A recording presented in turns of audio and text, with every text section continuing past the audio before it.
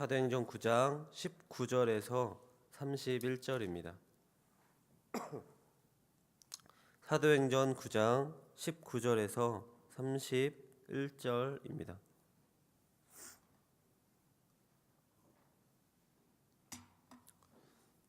사도행전 9장 19절에서 31절입니다. 다시 교독하도록 하겠습니다. 사울이 다메섹에 있는 제자들과 함께 며칠 있을 때 예수가 하나님의 아들이심을 전파 듣는 사람이 다 놀라 말하되 이 사람이 예루살렘에서 이 이름을 부르는 사람을 멸하려던 자가 아니냐. 여기 온 것도 그들을 결박하여 대제사장들에게 끌어가고자 함이 아니냐 하더라.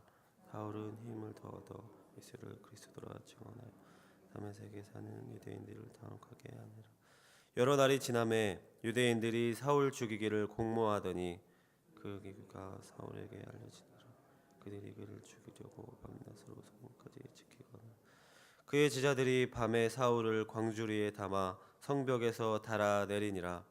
사울이 예루살렘에 가서 제자들을 속이고자 다 두려워하여 그가 제자됨을 믿지 아니하니 바나바가 데리고 사도들에게 가서 그가 길에서 어떻게 주를 보았는지와 주께서 그에게 말씀하신 일과 다메섹에서 그가 어떻게 예수의 이름으로 담대히 말하였는지를 전하니라. 사울이 제자들과 함께 있어 예루살렘에 출입하며 또 주 예수의 이름으로 담대히 말하고 헬라파 유대인들과 함께 말하며 변론하니 그 사람들이 죽이려고 힘쓰거늘 형제들이 알고 다 같이 읽겠습니다. 그리하여 온 유대와 갈릴리와 사마리아 교회가 평안하여 든든히 서가고 주를 경외함과 성령의 위로로 진행하여 수가 더 많아지니라. 아멘.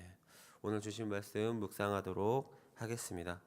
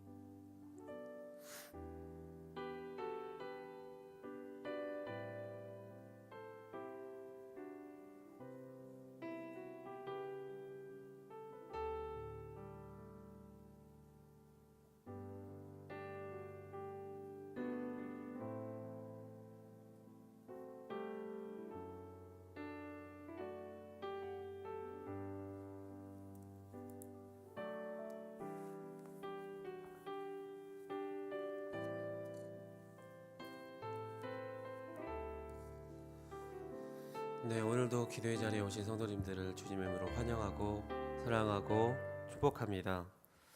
오늘 비전 신앙을 함께 보도록 하겠습니다. 오늘 비전 신앙은 그 부르심을 받은 자들을 의롭다 칭하십니다입니다. 로마서 8장 30절을 같이 읽어볼까요? 로마서 8장 30절 시작. 또 미리 정하신 그들을 또한 부르시고 부르신 그들을 또한 의롭다 하시고 의롭다 하신 그들을 또한 영화롭게 하셨느니라. 아멘. 지금 이 자리에 모이신 모든 성도님들은 의롭다 칭함을 받은 줄 믿습니다.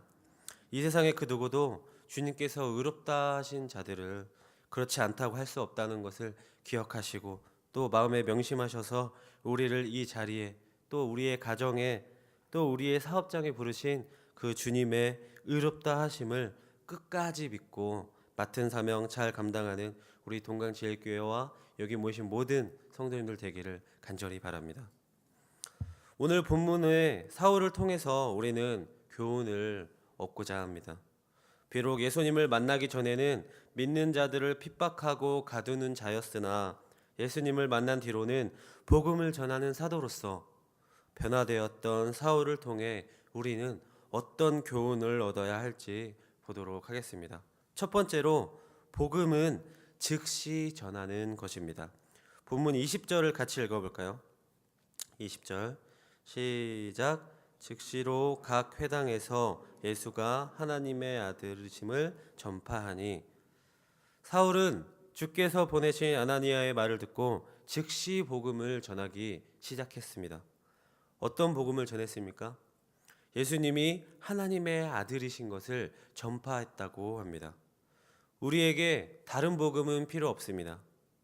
오로지 예수님이 하나님의 아들이시고 그 아들이 우리의 죄를 대신해서 죽으시고 다시 부활하셨다는 것을 믿으면 구원을 얻을 수 있다는 말씀입니다. 사울은 때를 기다리지 않았습니다. 물과 성령으로 세례를 받고 다른 성도들로부터 복음을 듣자마자 즉시로 자신이 들은 그 복음을 나가서 전하기 시작했다는 것입니다. 그렇게 했을 때 그 말을 들은 많은 유대인들은 어땠다고 나옵니까? 22절에 당혹하게 하니라 라고 나오고 있습니다.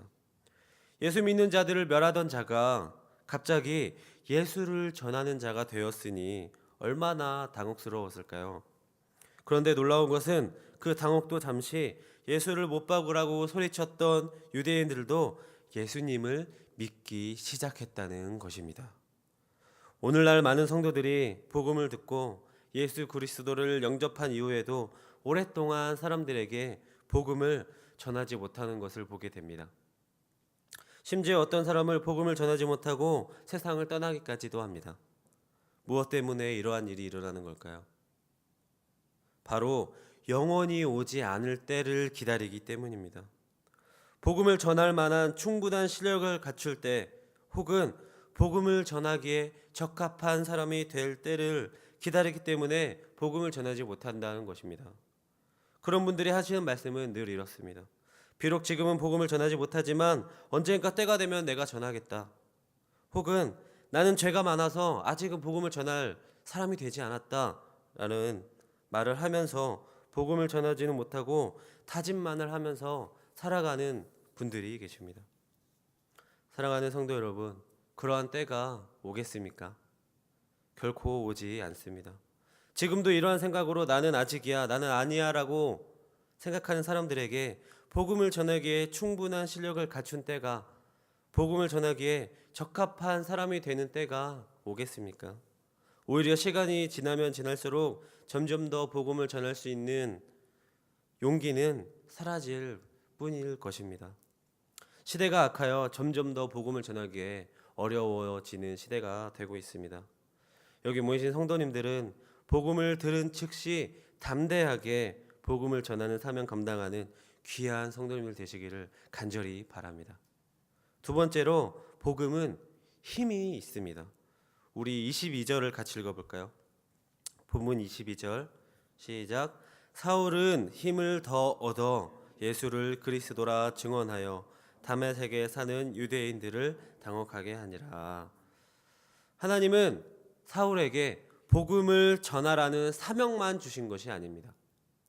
그 사명을 능히 감당할 수 있는 힘도 공급해 주시는 분이 바로 하나님이시라는 겁니다. 하나님은 단지 사명만 주시고 그 후에는 알아서 하라고 내팽개쳐 두시는 그런 분이 아니십니다. 사명을 맡기셨으면 반드시 그 사명을 이룰 수 있도록 힘과 능력도 주시는 분이시라는 것입니다. 그래서 그 사명을 능히 감당할 수 있도록 만드시는 분이 바로 하나님이라는 분이심을 믿으시기 바랍니다. 이스라엘 백성들이 출애굽을 할 때 하나님은 누구를 통해서 일하셨습니까?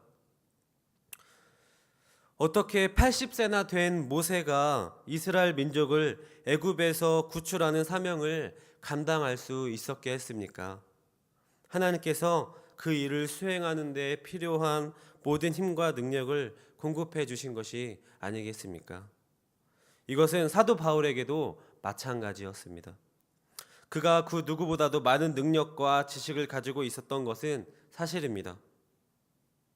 그러나 사명을 감당할 때는 내가 가진 것들보다도 하나님이 공급해 주시는 힘과 능력으로 반드시 감당해야 했을 것입니다.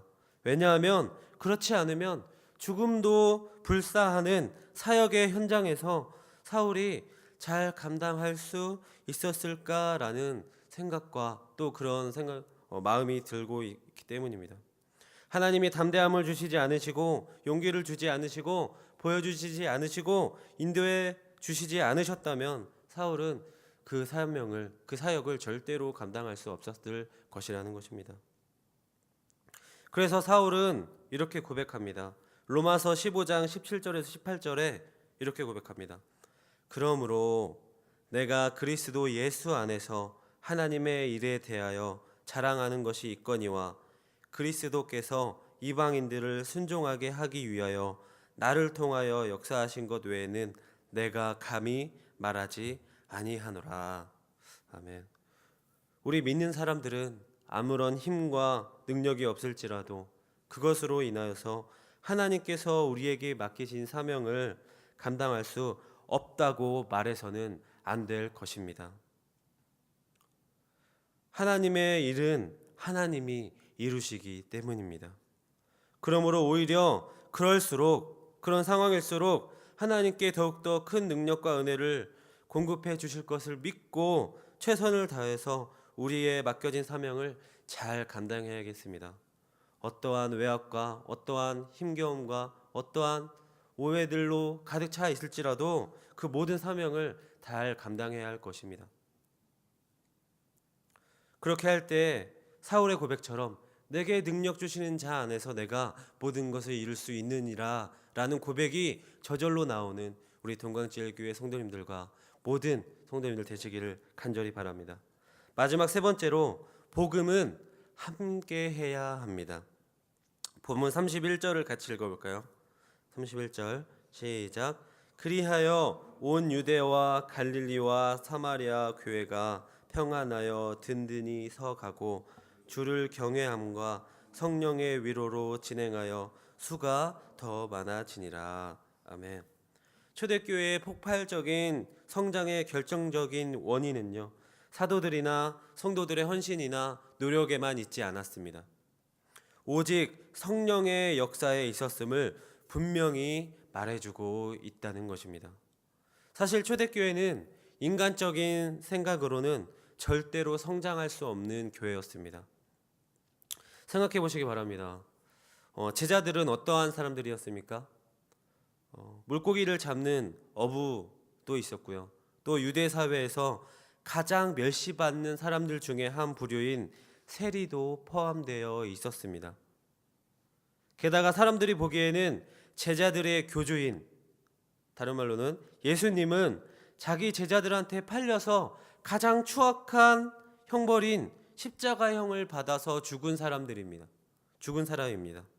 이런 상황에서 초대교회가 부흥되었다는 것이 상식적으로 이해가 가지 않습니다. 그럼에도 불구하고 제자들이 이끄는 교회가 성장할 수 있었던 것은 그 원동력은 오직 성령님과 함께 하였기 때문인 줄 믿으시기 바랍니다. 성령의 역사가 아니었다면 진작에 제자들은 뿔뿔이 흩어져서 서로 각자 길을 갔을 것이기 때문입니다. 이러한 성령의 역사는 이 시대에도 있어야 할 것입니다. 모든 시대, 모든 교회에 있어서도 마찬가지일 것입니다. 교회가 부흥하고 성장하기 위해서는 성령님의 역사하심이 반드시 함께 하여야 한다는 것입니다. 그 성령의 역사가 우리 동광제일교회에 있기를 간절히 바랍니다. 성령님과 함께하는 교회가 되기를 간절히 바랍니다. 사람을 의지하지 않으며 나의 생각과 나의 지식을 의지하지 않으며 물질을 의지하지 않고 성경을 기준으로, 하나님의 말씀을 기준으로 교회를 끌어가서 그렇게 성령님과 함께하는 우리 교회가 될 때에 역사는 다시 시작될 것입니다. 그런데 이때 주의해야 할 것이 있습니다. 뭐든지 기도했다고 성령님께서 깨닫게 해주시고 또 성령께서 이끌어 주시는 것이 아니라는 것입니다. 내가 열심히 기도했더니 하나님이 나에게 이런 마음을 주셨다, 이것은 하나님의 말씀이다 라고 하는 것들을 주의하고 경계해야 한다는 것입니다. 그러다가 나의 기도의 결과가 혹은 그 열매가 선하지 않은 것이라면 하나님께 원망하시겠습니까? 자기 혼자 기도하고 자기 뜻대로 할 때는 언제고 이제 와서 하나님을 원망한다니요. 한국의 대형교회들이 주로 그랬습니다. 그러다가 이제는 그것도 하나님의 뜻이라며 사건을 덮기에 급급한 것이 지금 현재 한국교회의 실적이라는 것입니다. 말씀을 맺겠습니다. 사랑하는 성도 여러분, 우리 믿는 사람들은 싸구려 복음을 믿는 것이 아니라 아주 값지고 특별한 복음을 믿는 것임을 자랑스럽게 여기시기 바랍니다. 세상은 두 부류로 나눕니다. 하나님께 속한 사람들과 하나님께 속하지 않은 사람들로 나뉩니다. 하나님께 속한 사람들의 특징은 무엇일까요? 바로 고난받기를 자처한다는 것입니다. 좁은 길인 줄 알면서도, 어려운 길인 줄 알면서도, 돌아가는 방법인 줄 알면서도, 모두가 반대하는 길인 줄 알면서도 그 길에서 오는 고난까지도 감당하며 나아가는 것이 바로 하나님께 속한 사람들의 특징이라는 것입니다. 우리들에게 고난이 올 때, 그럴 때 우리 동강제일교회 성도님들은 낙심하거나 좌절하기보다는 오히려 자신은 하나님께 속한 자라는 자랑스러움을 가지고, 기쁨을 가지고 복음 전파하는데 맡은 사명 잘 감당하여서 성령님과 함께하는 교회와 또 개인이 되기를 주님의 이름으로 간절히 기도하도록 하겠습니다. 이 시간 다 같이 기도하실 때 이렇게 기도하셨으면 좋겠습니다. 우리 교회와 또 한국교회가 사람의 교회가 아니라 하나님의 교회가 되게 하여 주시어서 성령님이 역사하시는 교회가 되게 도와주시옵소서. 또 복음 전하는 데에 지혜를 주셔서 하나님의 방법으로 맡은 사명 잘 감당할 수 있도록, 또 우리 교회에 몸이 불편하거나 마음이 불편하신 분들을 위하여서, 또 우리 교회에서 지금 말씀을 전하는 사역자들의 건강과 믿음과 또 신앙을 위하여서 기도해 주셨으면 좋겠습니다. 다 같이 주여 3번 외치시고 기도하도록 하겠습니다. 주여!